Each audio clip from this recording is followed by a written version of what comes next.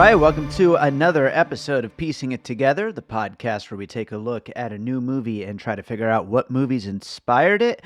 And today on the show, we are going to be talking about The Mitchells versus the Machines.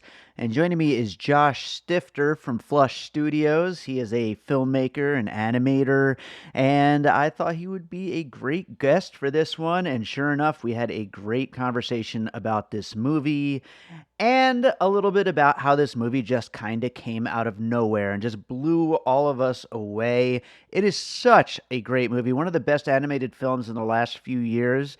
And, you know, we don't cover enough animated films here on Piecing It Together, so I'm really glad we got a chance to do this episode. So that is coming up in a second. But before we get into it, I do want to remind you, as always, to make sure you're subscribed to Piecing It Together on your podcast app of choice. We're, of course, on Apple Podcasts, on Spotify, on Pocket Casts, on all the rest of them. And also follow us on social media at Piecing Pod. Join our Facebook group, Popcorn and Puzzle Pieces, where we continue the conversation about all the movies we talk about here on the show. And also, if you like what we're doing here on Piecing It Together, don't forget to rate and review. You can do that over on Apple Podcasts or on Podchaser. We would definitely appreciate your 5-star ratings, but we also want to hear your feedback. So leave a full-fledged review, and I will appreciate that very much. Also, you know, I feel like this is the first regular numbered episode we've had in like a week or two now, it seems like. I guess since Godzilla vs. Kong, which itself was already like a couple-week-old movie at that point because I was waiting for my vaccine and all that before I got to see it. So I feel like we haven't been on the brand new releases for a few weeks, and so it's good to be up with this Mitchells versus the Machines episode. But we have a lot of Piecing It Together coming your way.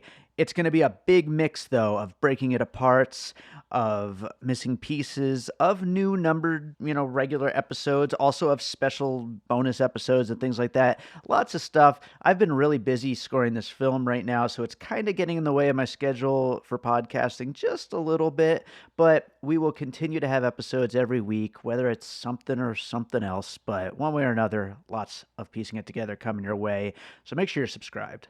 Now, let's get into that conversation about the Mitchells versus the Machines. All right, so this should be a really fun one because it is such a fun movie and it's going to be so much fun to talk about. Joining me today is Josh Stifter from Flush Studios. Josh, how's it going? It is going good. I like this. I'm a big fan of Saturday morning, early, get up and record a podcast, and we're doing this early, so it's fun to get up and talk about a movie that has been on repeat in my house for the last week since it dropped. And not just my kids. It's going to be one of those comfort go-to movies that we'll be talking about in my family for a long time. Yeah, this movie is like a real pick-me-up, too. I mean, it's just like such a burst of energy and like fun, happy, good-natured energy. It's like definitely a good one to have on repeat. Yeah, it has the energy of the movies I really loved when I was a kid, and I think that, my kids growing up in the household of filmmaker, just to get it out of the way, I am a filmmaker. That's what I do. Sure. And my kids have grown up in this world where they understand filmmaking, they understand the process, and they're the kids that sit down and go, "Dad, how did they do that?" And this movie came out, Mitchells versus the Machines, at the perfect time for us as a family, as we're kind of returning to this new norm that we're about to have. Sure. It came out at this time where we needed something as a pick-me-up and an energy, and where none of us are actually thinking about the filmmaking process. We're going, this is just a good family movie. Wow, we've been stuck together as a family. This is what it's going to be like when we go out, hopefully not fighting machines and in this world, but like this family adventure and the road trip of it all that's possible, or even the road trip that is literally going out to get dinner somewhere feels like an adventure. So going on the adventure with the Mitchells was really fun for us. Absolutely, yeah. This is already so pure and positive. I love it. But why don't we, before we get too deep into the movie, why don't we have you introduce yourself to our listeners here and a little bit more about you and your filmmaking?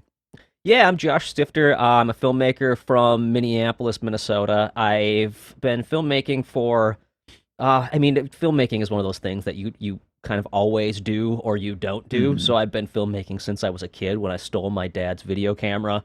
And Nice. then, in high school, to get out of doing any assignment, I would try to do a video assignment instead. That's one of the things about Mitchell's versus the Machines is I just instantly connected to the filmmaking of Katie and like how she, connected with filmmaking in that way. That was me. Like I was that kid who was all about cinema, but then Yeah. also about like Beetlejuice and also about, Evil Dead and everything and just, connected with filmmaking on a personal level. And it's how my friends and I connected as kids and still do to this day. I make movies with the same guys I made movies with when I was 5, like literally the same guys I was making movies with when I was 5. So I got into filmmaking as a kid and then got into animation and have been professionally animating for the last 10 years or something like that. I animated for Kevin Smith, Robert Rodriguez. I've done animation with Troma and Lloyd Kaufman. And from there, the last few years, I've been doing my own feature films. I was on Rebel Without a Crew, the Robert Rodriguez television series where I had to make a movie for $7,000. And from that came my movie, The Good Exorcist. And then after that, I made Greywood's Plot, and I'm working on my third feature, Scumbag. And, the sky's the limit when it comes to creativity. So I just keep moving forward and trying crazy ideas. Yeah, yeah, and yeah, I mean that's part of the reason why I reached out to you about doing this episode, because I've seen a lot of the stuff that you post on Twitter and everything, and in your YouTube channel, and I know how important that like do-it-yourself aesthetic of filmmaking is to you, and especially with that character and just how important filmmaking is to her. I think that kind of touches on a nerve that like doesn't come up too much, and maybe it's because this film is animation, they're able to like really get into just how crazy and outside the box filmmaking can be when you really embrace that side of things. And I think that you're definitely going to be great for talking about a lot of that stuff with this particular conversation. But one thing I want to get into before we jump into puzzle pieces is the release of this movie. Did you know this was coming, or did it just come out of nowhere for you too? So this movie was my friends and I consistently have these conversations about marketing and how you get your movie out there and what the new model is for filmmaking. And for the last 40 years, 50 years, whatever, the model has been advertise, market, sell people on what the movie is and even what it isn't. Get their asses in the seats. And as there are no asses in seats, people are sitting at home. There's this weird new model happening, and it's sort of, at first the idea was sort of these straight to Netflix movies or straight to Hulu movies or whatever are sort of the straight to rental house, missed the theater mentality, or like right to the red box, whatever the straight to video model is for the time. And we're seeing the opposite happen, where these straight to your home, the studios are realizing word of mouth, we're all connected in a way we've never been connected before. So marketing is completely changing, and the way a movie can be sold can be completely different than it's ever been. And you're connecting to your audience in a way that almost like the sitcom did in the 80s and 90s, like the 70s, 80s, and 90s. The sitcom was like a way to get into people's homes. It was a way to connect directly to the people, and they're realizing films can be that now as well. And the sitcom doesn't exist like it did before. It's a completely different type of thing.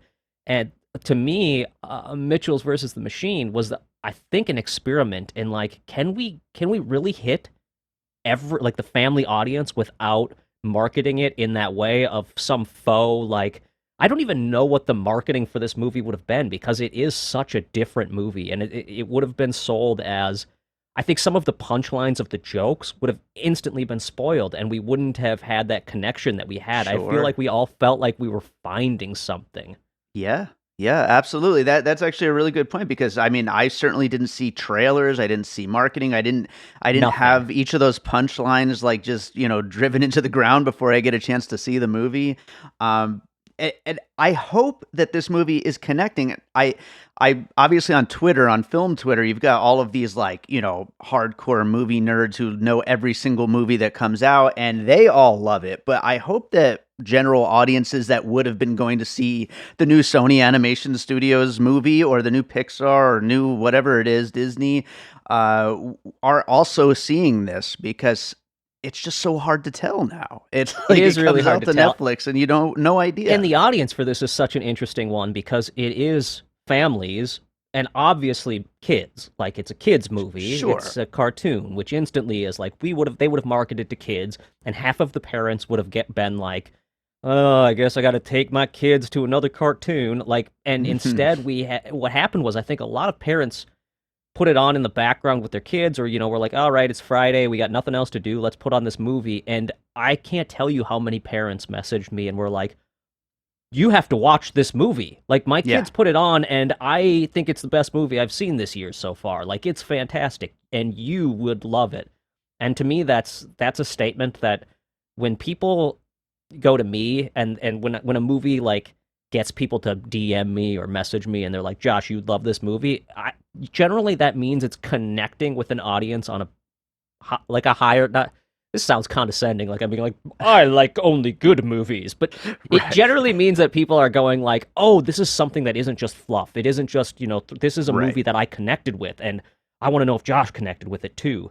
And I'm seeing that a lot, but I'm also seeing, we're seeing the numbers on it, on Netflix numbers. They're saying like people are watching it, which to me is great. Like seeing that hit #1 that first weekend and then popping it on yesterday and seeing it's at #1 again this weekend, that's awesome. Because it is a movie that, while throwback to a lot of the stuff I loved, which I'll talk about, it's hitting with the kids. My son he's got his little pod of friends that he can, be around and he's in school with and whatever. And so we invited his pod of 3 over yesterday, and the first thing they did was threw on the movie and started watching it, which made me go, okay, this is hitting the audience that it should be hitting. Nice.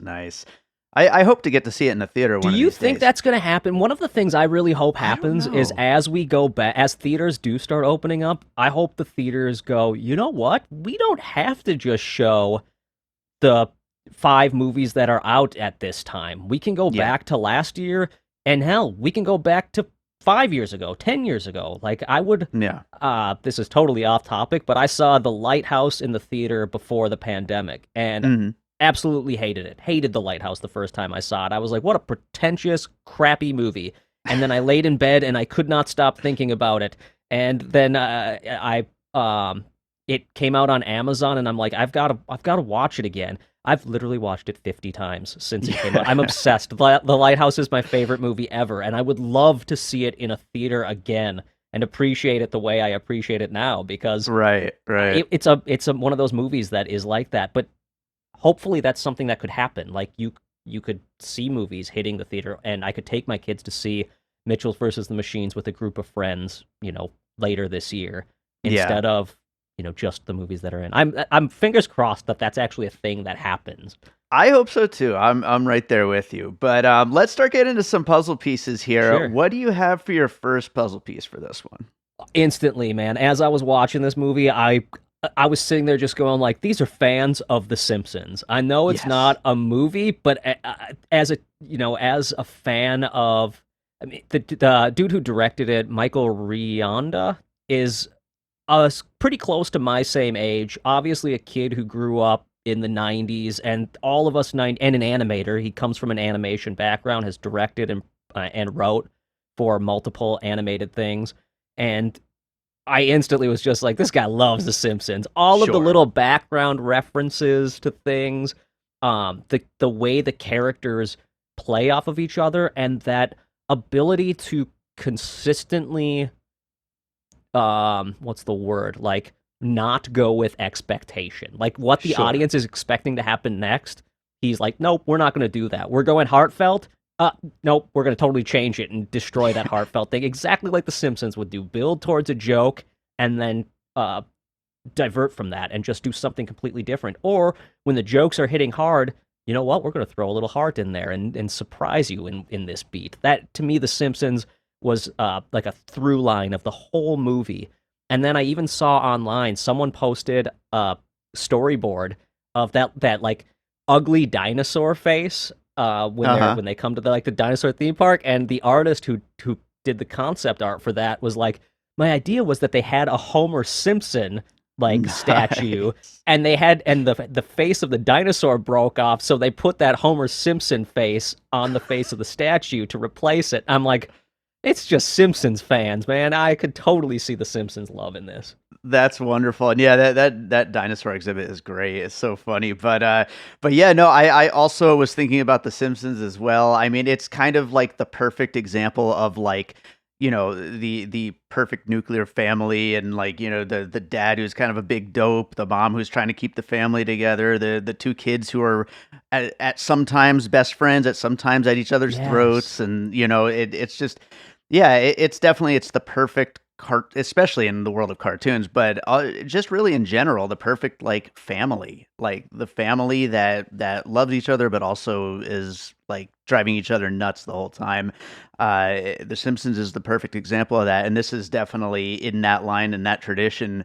And I think Danny McBride is just great as the dad here. It's definitely in that Homer tradition for sure. They really all are in their particular archetypes of the family here. Yeah, my wife and I had this conversation right after, or right as we were watching the movie. My wife was like, "Oh man, I was really hoping that was Maya Rudolph," and like as we were watching it, she's like, "It doesn't sound like Maya Rudolph, because Maya Rudolph is just she isn't doing like a voice. She's just being a human character." And that was one of the things I noticed about these characters is the director Michael Rianda does the voice of Aaron. Is it Aaron? Aaron, yeah, Aaron. The son. Yeah. And his voice is so simple. Like it's goofy, but it's goofy in its simplicity. He sounds like a kid with a weird, almost pubescent voice, but kind of it's just interesting. And Maya Rudolph does just a mom voice. She's not trying to be overly silly. She's not going too big. Danny McBride even could have gone way big with that dad voice, and he doesn't. He keeps it kind of close to home, which to me, it helped big time with making this family feel very grounded in the silly things they're going to go on, which The Simpsons did the opposite. They went so big with the voices in order to make them cartoonish, and then the surprise was how grounded and human these characters were. I think that was a really smart move, not going overly crazy with the voices, but keeping them kind of grounded in reality.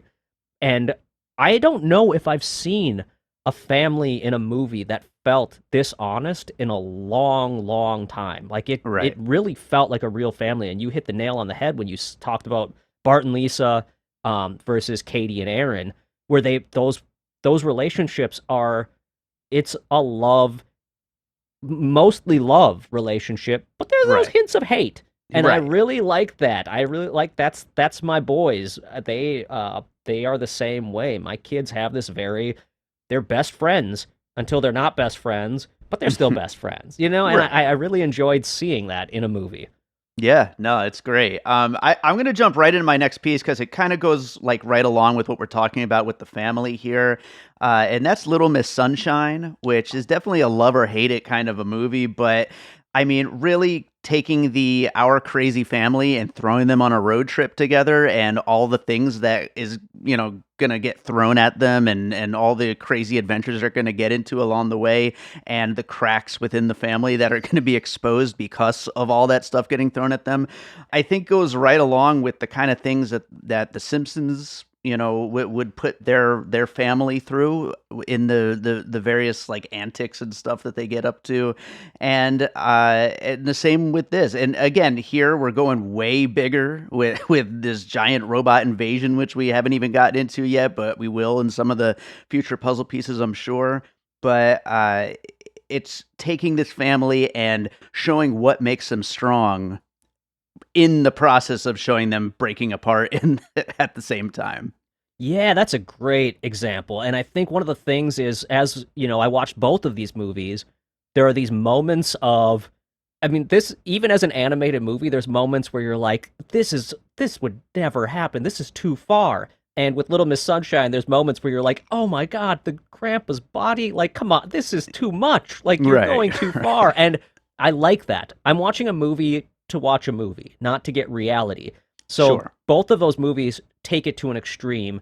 Even in, like, there's that joke that one of my favorite scenes is sort of the montage of the trip where they're like stopping at the restaurant, then they're puking over the side of the road, then they're like in this valley, like almost dying, and then it just cuts, and none of that really mattered. They just lived through it. Right. And I thought that was like a wonderful too far moment where you're like, okay, this is ridiculous, and sets up how ridiculous the rest of the movie is going to be. Similar to Little Miss Sunshine, where there are these moments of like the horn won't stop honking, the car breaks down, and they have to push it and hop in the van as they're moving. You're like, oh, come on, wouldn't they give up? Like, there's no way they wouldn't give up if this was really happening. I like that. I like movies that just continuously progress in their terribleness or like their unbelievability to remind you you're watching a movie, so that when you get to like evil Furbies, you're just like, I'm in for this. I'm down. Yeah. This is the adventure we're on. Yeah, how are they going to beat this one? And how would we beat this one if we were in those shoes? I think, and Little Miss Sunshine does that, because I just rewatched that during the pandemic. I've rewatched it, and every time it gets to the scene with the grandpa dying, I'm always like, why just give up? This is where you end. Like, this is where the movie should end and totally take a change. And they just go like, nope. We're going to roll with it. We're going for it. And then instantly you're just down for whatever happens next. So what do you got for your next piece? You know what? Talking about the Furbies, I'm going to go for one that isn't on my list, but I gotta throw it in there because I just loved it so much. And for me as a, horror filmmaker, comedy horror filmmaker, this hit home. But the Dawn of the Dead of it all, that whole sequence is just a straight up, we get to the mall, which I'm from Minnesota, like I said, which is where the Mall of America is. Right. And instantly I'm like, this is Mall of America. Like, you guys are they say it's Colorado or something like that, but it's definitely being referential to the Midwest of it all and the Mall of America, and seeing them at this mall with the evil Furbies and watching them walk up. I was like, kids, someday I'm going to show you Dawn of the Dead, and you're going to understand why this scene rules. And it did. It was such a fantastic moment that, it's another thing they did really well in this movie, was kind of calling out their references and being like, this is a Dawn of the Dead reference, guys. Like, just so you know, even if you don't know, this is what it is. And they were very...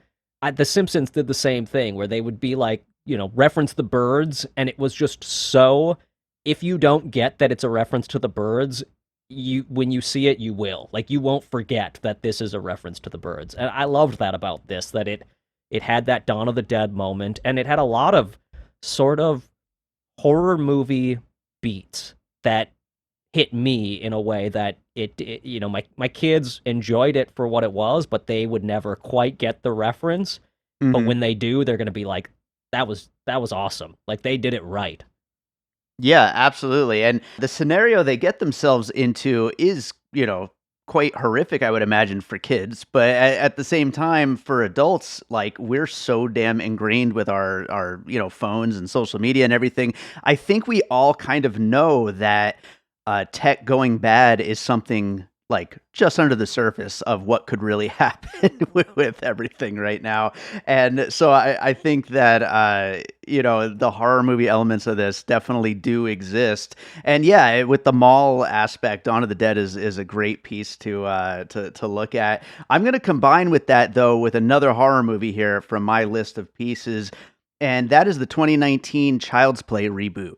Yeah. Which is not great. It was fun. It had its moments, but definitely the idea that these tech companies are going to grow beyond their control and put out some kind of product that is going to, become sentient and destroy everything is definitely central to the plot of that Child's Play reboot, a way to bring Chucky into the 21st century, and is combined with the Furbies, combined with these robot AI, what is it, Pal Max, I believe, is the name of the new product that they're putting out in this movie. It definitely comes from the same place, that fear of technology. Yeah, I'll say the same thing about that Child's Play movie is, love it or hate it, it has these moments that were really interesting and fun. I would argue that there are moments in that movie that some of the amazing gore used with the robot sequences, and you're right, like that scene. There's a scene I think in the Child's Play movie where they essentially are at like a mall or a store, and there's like drones flying around and stuff like that. It has a very like this like the scene with all of the refrigerators and microwaves and stuff attacking. Yeah. Not funny, but hits that same thing of like we have technology literally everywhere around. Like my studio is just covered in technology. Yeah. There's no reason why that in theory couldn't happen. And while this takes it to an extreme and it's comical, there is a part where you're like, man, I literally was just on my phone like while we paused the movie for the kid to go to the bathroom. Like this is pretty spot on. Like and it's funny because my wife was actually like texting on her phone, someone messaged her or whatever while the movie was going, and then there was a line in Mitchell's versus the Machine where they're like, could you just set your phone down for a minute? And my wife just like awkwardly looked up at me like, oh, this is weird. We need that line in more movies just to remind people because, it's important. There was a movie that came out recently. It's called Save Yourself, and it's a really wonderful little indie movie. But throughout the movie, they're constantly talking to Alexa and Siri and other things. And I feel like the filmmakers did that as a joke to make them go off in your house while you're watching the movie. And it did. In my house, we have a Alexa house, and they would say like, hey Alexa, and then suddenly like, hello, what do you need, or whatever she says when it goes on. I'm like, oh, you guys got us. That is great. All right, what do you got for your next piece? Well, let's build off of that technology thing, because I instantly went to the reference of 2001. I thought, that's the first movie I saw where I saw it and went, oh, this is, it's a movie about a lot of things, but the thing that really stands is the HAL and the technology not understanding humans, or not understanding like the complexity of life, and just, trying to dispose of it, or going awry, going bad.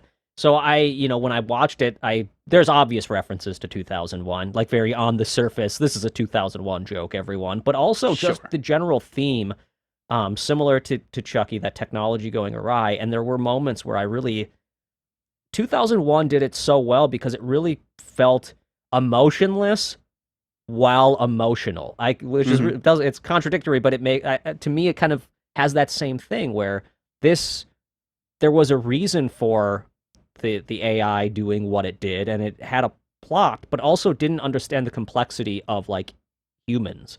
They never could quite get it, and that's what 2001 had for me as well. And I thought that was an interesting thing to kind of explain to kids, because it's a kids movie in the end, but that's a really deep concept to try to get into, the complexity of human nature. Sure. And I enjoyed that they did that they did try to. And there's a scene that was deleted from this movie. Well, it's never filmed, or they never animated it, but if you go on Twitter, you can find this scene that's the mom explaining motherhood to the robots, the two that follow her. Right. It's a really sweet and extremely funny scene that it's really disappointing it was cut, because it is like, I know my kids would have been in tears laughing, but my wife would have been in tears crying, because it hits these two beats of like motherhood and how important motherhood is, and how complex that is to the robots, how they don't quite get it, and in the scene it eats crayons, and it's really funny. So I highly recommend hunting down this deleted storyboard sequence, because it's awesome. I got to check that out, because that mother, what is death scene is like probably my biggest laugh in the movie. Like, let's put a pin in that one. Yeah, my guess is they cut this scene before that scene, because they are similar vibes. Like, they are that like over explaining something that is way too complex for a simple-minded robot to understand. But it's really sweet, and really it's a really nice moment where literally the robot is like, why does a mother duck not just eat its babies? Yeah, And right. it's so it's great. That's awesome. Yeah, and I love, by the way, just talking about the AI, Olivia Colman as the voice of Pal. I mean, that's some inspired casting right there. That's It awesome. is. There's a lot of that casting is so great. Eric Andre as Mark Bowman, Hmm. to me was like, I'm a huge Eric Andre fan, and to have someone who's so anti-establishment, someone who's so like his comedy is so out there and so breaking the system of comedy, to be Mm. the guy who's like the Zuckerberg of it all, the Uh-huh. person who's causing all of this. It was such amazing casting, and I really enjoyed the fact that people didn't do crazy over the top voices. Like Eric Andre didn't go too big. I mean, Olivia Colman was great, but kept it very robotic yet emotional. Hmm. Um, and then there's like things like didn't Conan O'Brien do the voice of? He was one of the robots, I think, or Yeah, he's like something. one of the bad robots, like the big Yeah. bad robots. And I, after I watched the movie, I saw he was like that voice, so I went back and looked, and I was just like, wow, that is Conan O'Brien. That's such a strange choice to cast him, but feels so on point. And Yeah. also a perfect Simpsons. Like, Conan was a writer on The Simpsons in the early days. Some of the greatest episodes were Conan O'Brien episodes. So what a coup that must have been, or a boom that must have been for Michael Rianda to get him as a voice in the movie. Like Oh that'd be yeah. like a dream come true. Oh, absolutely. Well, I'm going to go to another piece here, and it's going to be another one about the tech angle of this. But instead of focusing on the negative and tech taking over and destroying the world and all that, but on the positive, because I think that one of the great things about this movie is that it's trying to portray, that balance of the fact that tech can be such an important and good aspect of our lives at the same time as we can't let it get out of control. And I thought of the scenes in the 2018 movie Searching, where they show the history of this family and all of the memories that this family has built through the use of video files.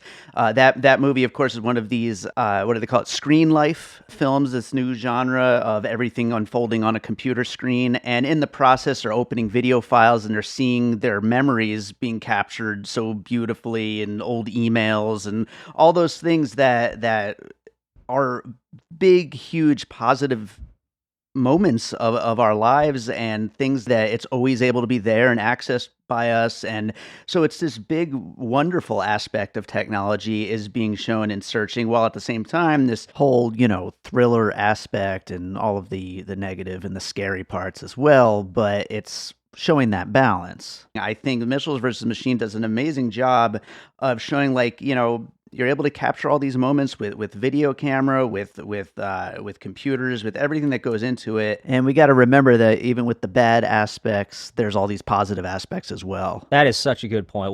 That's one of the things we talked about, my kids and I, after the movie ended, that I thought was like interesting, that it brought on such a kind of complex topic for us. Is, well, the movie is about this negative thing that happens with technology. It really is about the positives of technology. There's a Yeah. lot of positives. And I think an easy move would have been to go full on like, technology is bad, computers are bad, like Get off your phone. get off your phone all the time. But the dad doesn't even say get off your phone all the time. He says, let's have 5 minutes or Right. 5 seconds, I think he says. Something ridiculously short that they can barely even do. But like, yeah, my kids they live in a world where, they're right now, literally, my son is upstairs on his phone talking to his friends. And if he wasn't able to do that, this pandemic would have been probably unbearable. Like, truly, Right. we would have madness happening. It would be a completely different thing. And to go from, the connected world we live in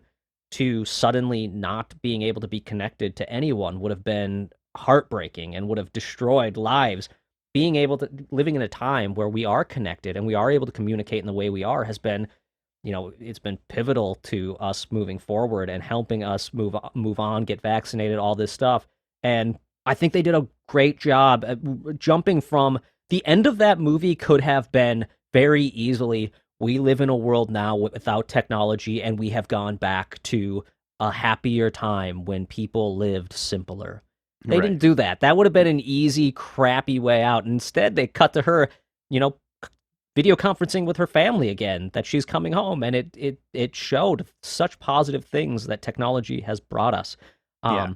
I thought that was such a wonderful thing, and that's a great point. That my kids, that's the sort of thing that hit my kids like a ton of bricks. Was, oh yeah, it is okay we have technology, because it would have the movie sets itself up not to be that, but Yeah. showed the positives.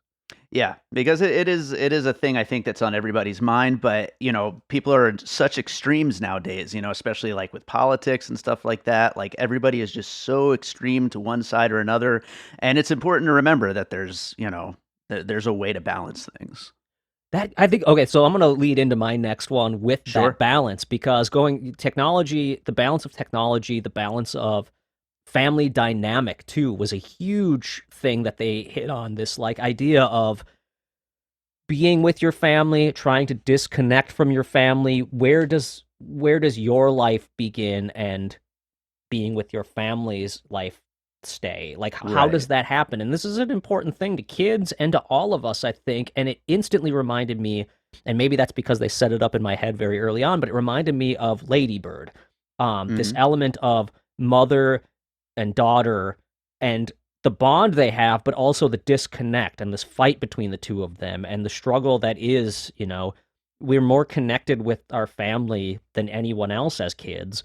And we're trying to learn from them, but we're also trying to find our own path, which is Sure. very much what Lady Bird was about. And they had like Greta Gerwig references in the movie, like throughout the first chunk of the movie. Like obviously Greta Gerwig was important to the lead character of Katie in this movie, and so it kept connecting with that, like how she connects with her family is very similar to Lady Bird and how that movie played out. And I think that it would be easy to make the movie very much about the disconnect. We see this movie about, we've seen a million times how the kids, oh, dad, you're the worst. Like,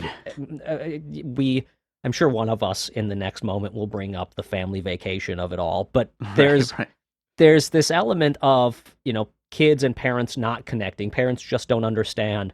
This movie did that, but also found a way to make it honestly about how it's okay that parents don't understand, and that Yeah. you're having to learn together as parents and kids, and the world is constantly changing.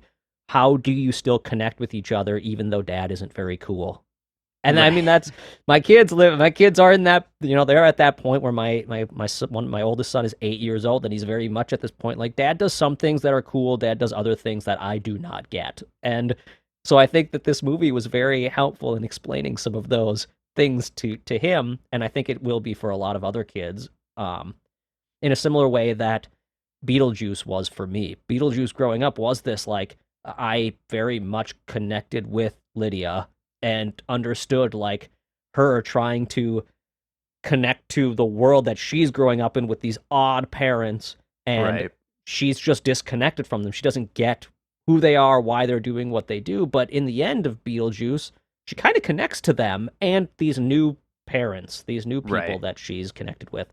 And this movie did that same sort of thing very well. Yeah, no, the Ladybird connection for sure, and I love that we're getting Beetlejuice in there as well. But yeah, I mean, definitely every kid when they're getting to that age, and she's going off to college in this movie, and every kid is trying to forge their own path, but at the same time, this is my family, and I'm still trying to stay connected, even though dad is ridiculous, and mom I have these troubles with, but it's definitely a important moment for most kids to try to balance that, and so I think that's definitely a great piece there. How funny was that scene when mom shows up to like protect her kids and kick ass, and it just goes like full Kill Bill? I Yes. was that to me is like comedy at its purest. Like I love that sort of build towards something like that. You see these slow hints of mom being like,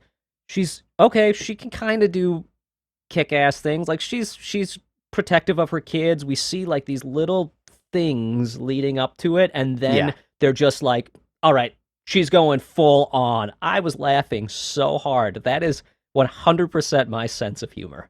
Yeah, it was great. And also, speaking of Kill Bill, there were 2 Kill Bill musical cues in there. So, yeah, I love definite that. Kill Bill influence for sure. You know what? And the thing that it did really well with references like the Kill Bill thing is if you get it, hilarious. If you don't get it, it still sells the emotion. It's still taking the exact same reason why that cue was in Kill Bill and using it properly. Just like when it used the Batman 66 or whatever reference, that moment, all of us in my house were dying laughing. My kids have no idea what that was a reference to, but just the randomness, the silliness, it's the same reason they did it back with the Adam West Batmans back in the day, was because it is like this funny transitional moment that is just like, what? Like so out there and interesting. So they just threw it in there. People who get it as a reference, it's hilarious. Kids who don't get it, it's still hilarious to them. They're just like the goofy face, awesome.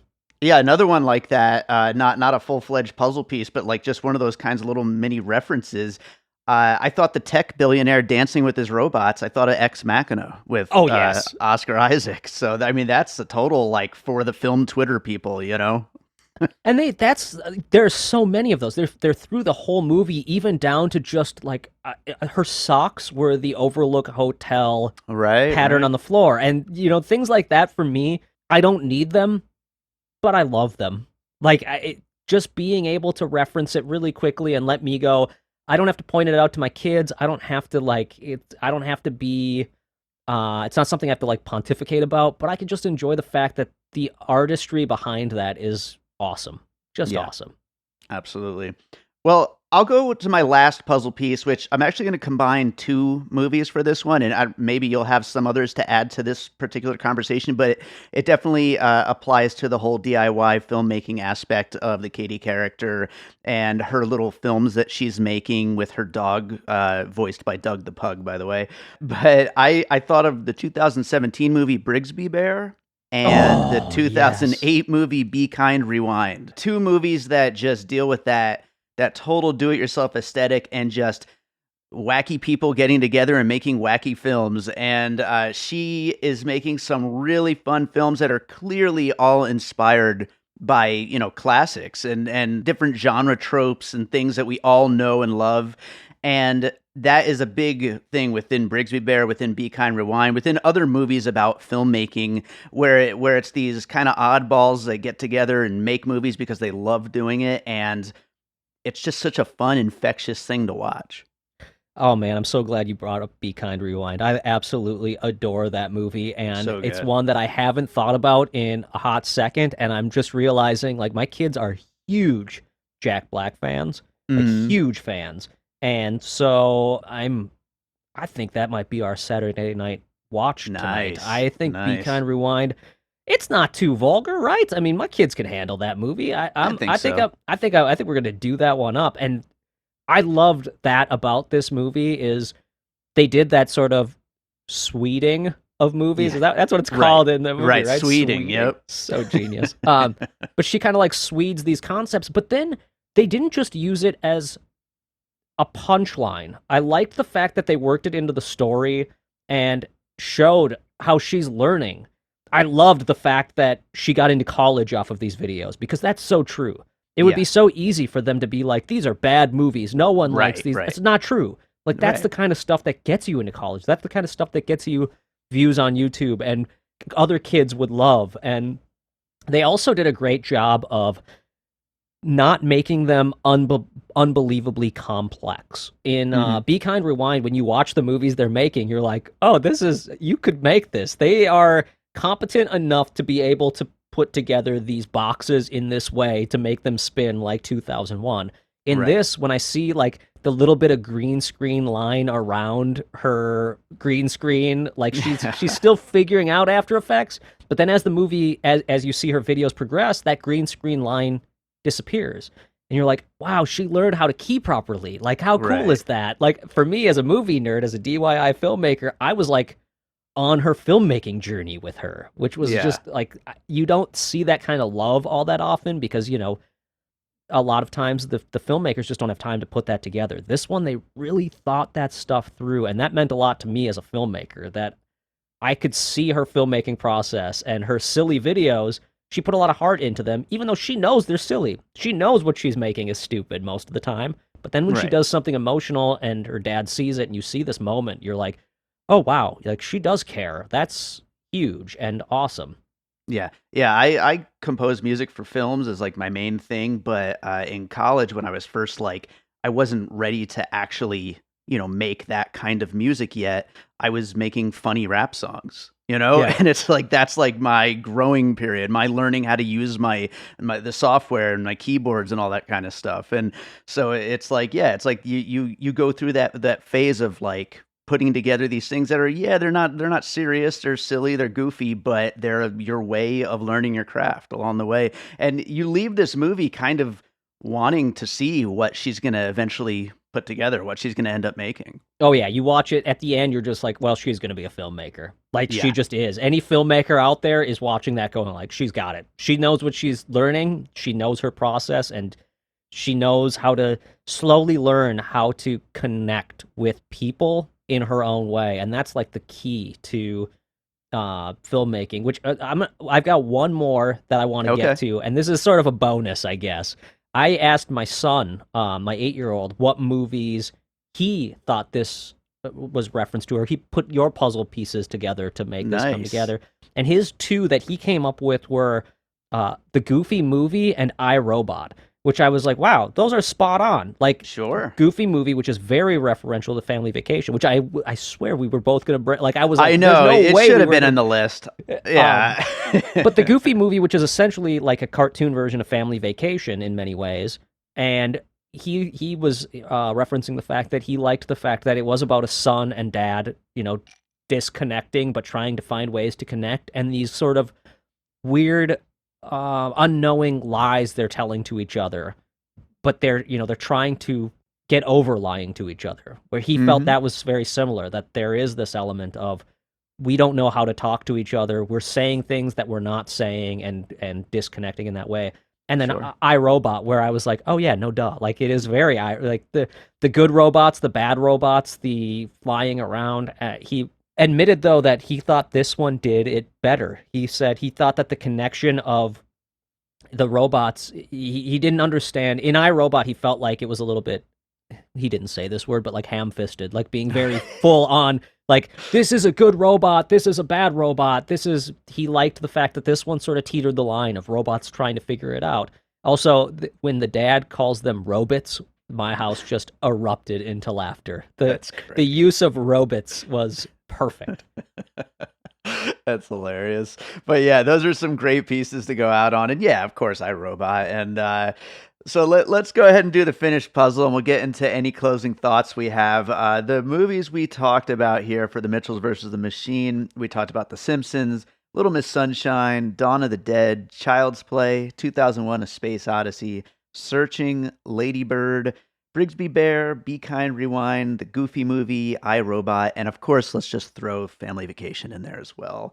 And also a bunch of references along the way as well, little mini references. But are there any major points about this movie that we didn't quite get to while going through the puzzle pieces that you wanted to bring up?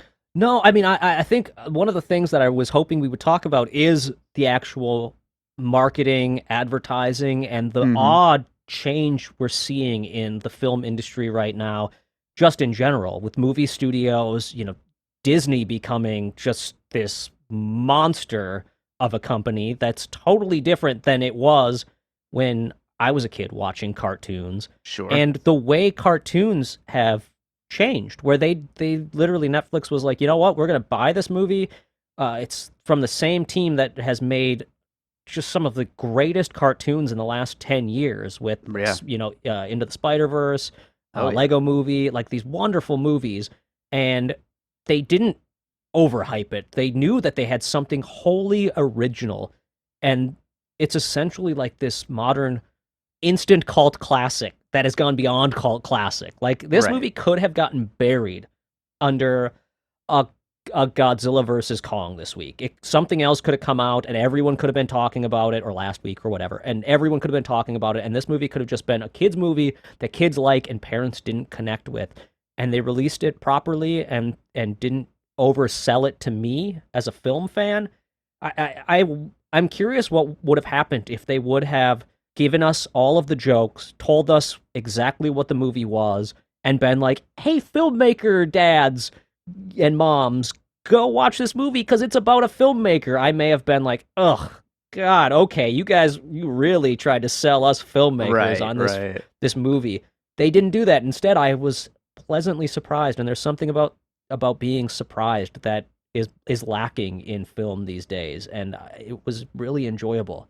I say lacking, but I still get hit with them every once in a while. Like there was a horror movie called Host that came out recently that it's like all over Zoom. It's a movie that takes place entirely on Zoom. I had no idea what I was getting into, and my friend was just like, dude, watch this movie. I've never been so scared in my life. I do not get scared by movies, but I watched Host on the edge of my seat, and it wasn't a movie that was oversold or overhyped for me, and there's something about that this movie did really well, and I'm glad we got to talk about that a little bit. Yeah, for sure. I will say I'm a little less positive than you on the release strategy here. I agree about not overselling the premise and totally like beating things into the ground in the advertising phase of releasing a movie. I definitely think that there's overhaul that needs to be made.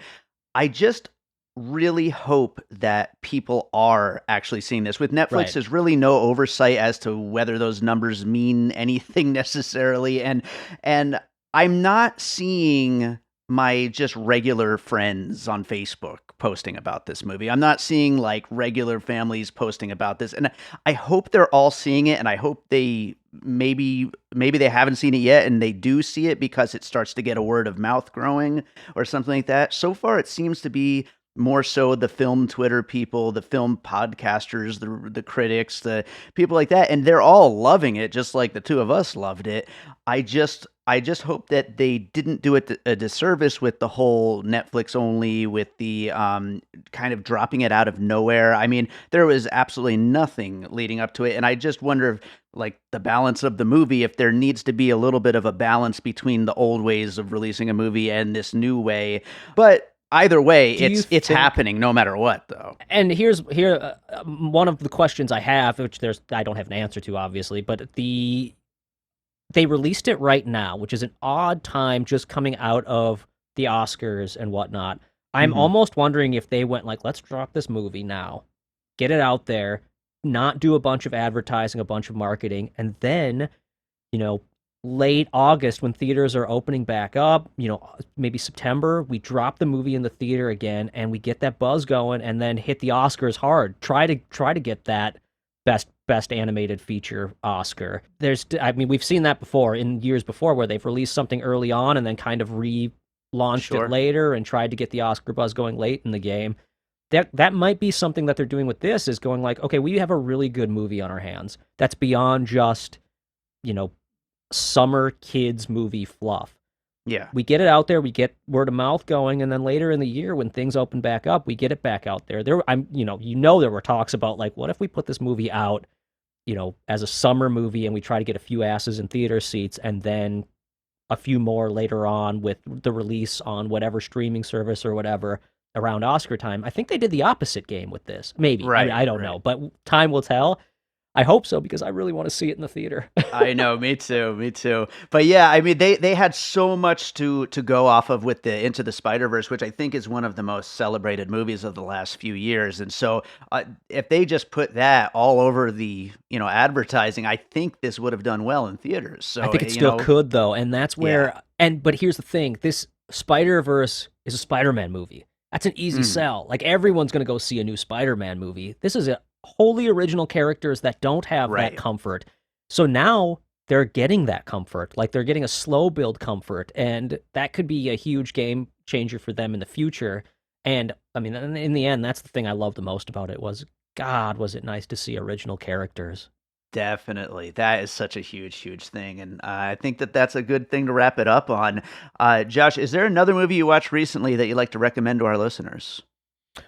Oh, Oh, there are a lot. I haven't, I've been in a real. This is a way off topic from definitely not Mitchell's, but I've been in a real documentary phase recently. I've been watching a Okay. ton of documentaries, and HBO has a lot of really great ones. But the one I'm watching right now that I'm going to recommend to anyone who needs something absolutely different than Mitchell's versus the Machines. Well, maybe. I guess there's some things I could say that you could compare, but there's a documentary series called Generation Hustle Hmm. on HBO right now that is absolutely wonderful. If you feel like you are in this generation of people playing this, you know, we're playing the social media game, we're hustling our asses off. Everyone's just trying to get heard and seen and trying to make a living doing what we do. There's something to be said about this movie that or this show. It's a series. It's like I think it's like 10 episodes or something like that. Uh-huh. That just hits home for people like me who are hustling our asses off, Oh yeah. trying to get seen or trying to just we just hope people like our stuff sort of. The opposite of that. These people who are just like, I'm gonna scam the system. I Yeah. love it. It's really fantastic. So Generation Hustle is worth a watch. And then I mentioned Host, which is this found Sure. footage horror movie that now, I struggle to call it found footage. It's very interesting, but I recommend Host. I believe it's on Shudder. Is it on I Shudder? think you're right. I think so.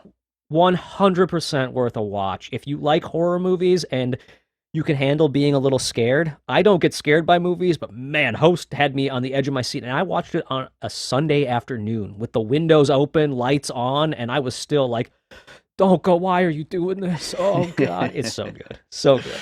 Yeah, I haven't seen it yet, but that's pretty much exactly what I've heard about it. So, yeah, and to that other recommendation, after we finish this, I'm going to go edit my 4 other podcasts and get back to work on this feature film I'm scoring. So, I I get the hustle for The sure. hustle is real, and there's something about the people who are this show.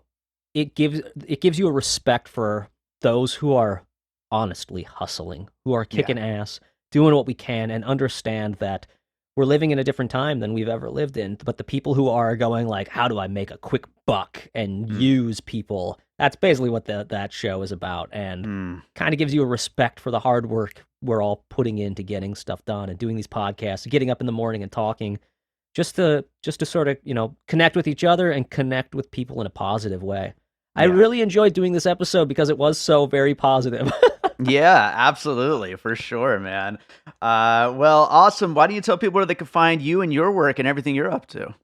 Yeah, you could check out joshstifter.com has basically links to everything I'm doing. I love social media. I'm one of those opposite of most people who are like, oh, social media is the downfall of society. I'm like, man, I've connected with so many I wouldn't be on this podcast without social media. Right? We There wouldn't you have go. had this conversation without Twitter. So I love it. At Josh Stifter on Twitter, at Flush Studios on Instagram. I'm on Facebooks and all the other things. And then I started doing a YouTube diary. January 1st, I woke up and was like, you know what? I have this YouTube channel. I don't really do anything with it. I'm going to start doing a diary on it. When I was on Rebel Without a Crew, every morning I had to wake up and do these diaries, for the reality series where I would be like, today I got to go film another thing, whatever. And I'm like, you know what? I actually kind of enjoyed doing that. It got my ass up in the morning and got me moving. I'm going to try that. And I've been doing it. I've done one every day since January 1st. And That's we're, awesome. in May.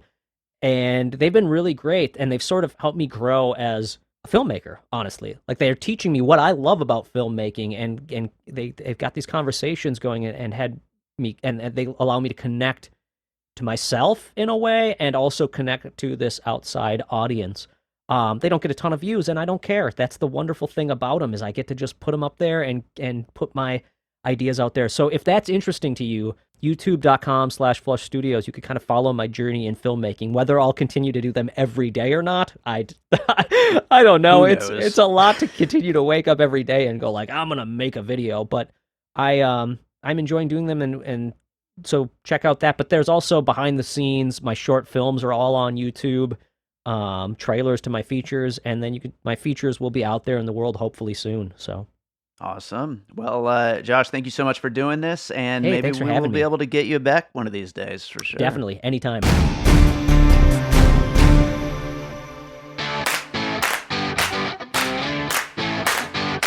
Hello, Gerald from Two Peas on a Podcast here. So you're listening to a podcast that you love right now. Chances are I love it too. In the independent podcast community, we all support each other, which is why you're currently hearing this promo. So I wanted to tell you a little bit about my show in the hopes that maybe you'll check it out. I welcome a different co-host each week, usually other podcasters, friends of mine, or random folks from the entertainment industry. Together, we count down our top 5 favorite things for whatever that week's topic is. It's often centered around music, movies, TV, and pop culture. We have over 250 episodes spanning nearly 5 years of programming, so there's bound to be something on our feed that's just for you.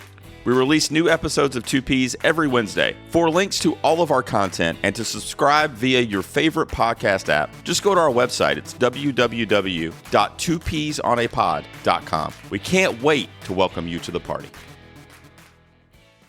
All right, so I hope you enjoyed that conversation about the Mitchells versus the Machines. If you haven't checked the movie out yet, make sure to check it out. Like we talked about, I mean, Netflix trying new things, but I want more people to see this movie, and hopefully they do have something in store for getting everybody talking about this, and not just us weird film podcasters and all that stuff, because this is definitely a movie that could appeal to, I think, everybody.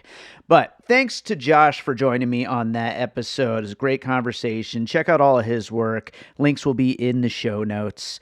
And also, make sure you're subscribed to Piecing It Together wherever you listen to podcasts. Of course, we're on Apple Podcasts, on Spotify, on Pocket Casts, on all the major podcast apps. Wherever you listen to podcasts, make sure you are subscribed. Also, follow us on social media at Piecing Pod. Join our Facebook group, Popcorn and Puzzle Pieces, where we continue the conversation about all the movies we talk about here on the show. And also, don't forget to rate and review us. 5 stars would be amazing. One last thing, we do have a Patreon, so check that out. It's the Produced by David Rosen Patreon, which combines content from everything I'm involved in, whether it's Piecing It Together, Awesome Movie Year, Bird Road, All Rice No Beans, and my music career. So lots of great content over on the Produced by David Rosen Patreon. If you really enjoy what we're doing and want to support the show, support my music, support everything else that we're up to, maybe become a subscriber. The more subscribers we get, the more content we're going to make. So check that out. Patreon.com/bydavidrosen.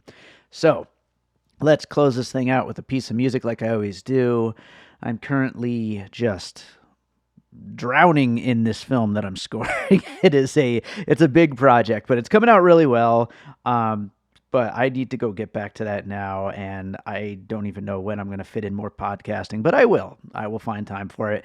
But speaking of music and all the music work I'm working on, let's jump back to my first album of instrumental music, Echoes in the Dark, because I want to play a fun, upbeat track to go with the Mitchells vs. Machines. And I don't have a lot of fun, upbeat tracks in my discography. A lot of it's like serious and dark and dramatic. But this one's pretty fun, I think, and definitely very upbeat. It's a track called Frozen. Again, it's from my first album, Echoes in the Dark, which is available on iTunes, on Spotify, all of the digital music services. So enjoy this track, and I think our next episode is going to be a Missing Pieces, but whatever it is, we will be back with more Piecing It Together really, really soon. So thanks so much for listening.